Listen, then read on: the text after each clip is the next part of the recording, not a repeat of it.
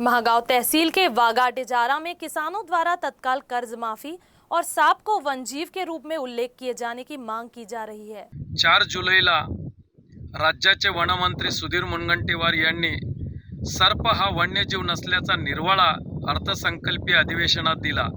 खऱ्या अर्थाने शहरी भागापेक्षा ग्रामीण भागात शेतकरी आणि शेतमजूर शेतात काम करत असताना अनेकदा सर्पदंशामध्ये आपला त्यांना प्राण गमवावा लागतो आणि अख्खं कुटुंब ते उघड्यावर पडत असतं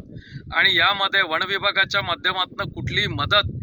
या राज्य आणि केंद्र शासनाच्या माध्यमातून होत नाही। ज्याप्रमाणे इतर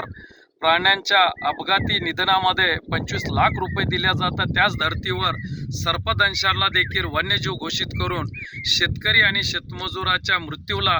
इतर प्राणीप्रमाणे 25 लाख रुपये देण्यात यावी अशी मागणी